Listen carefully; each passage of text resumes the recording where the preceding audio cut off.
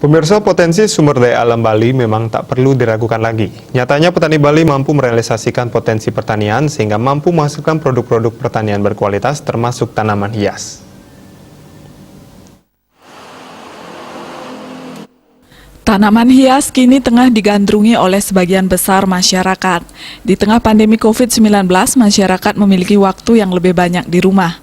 Sebagian besar orang memanfaatkannya untuk mempercantik halaman rumah.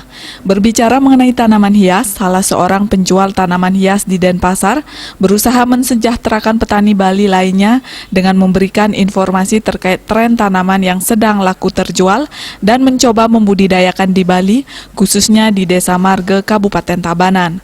Usaha yang dilakukannya adalah memberikan bibit tanaman hias yang diperoleh di luar Bali untuk dibudidayakan di Marge Tabanan. Ternyata perkembangan tanaman tersebut tidak menemui masalah, meski tidak ada yang istimewa terutama dalam pemeliharaannya.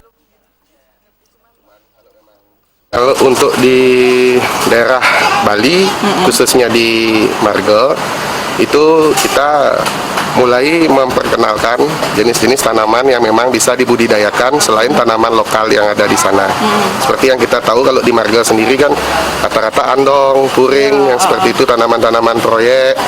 Memang ada tanaman kita pesan dari luar yang memang belum bisa dibudidayakan di sana. Kita stok tanaman itu untuk kita suplai ke teman-teman petani yang ada di Marge untuk dibudidayakan begitu. Tapi setelah dicoba bisa ya Pak ya?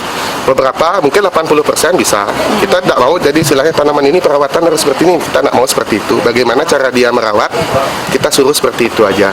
Ya, jadi dengan sistemnya mereka yang ada di sana. Jadi nanti biar tidak merubah pola yang sudah ada di sana. Gitu. Kebetulan juga kan kalau kita ngomong udara dan iklimnya di sana kan juga bagus di daerah. Bali sangat potensial di bidang pertanian.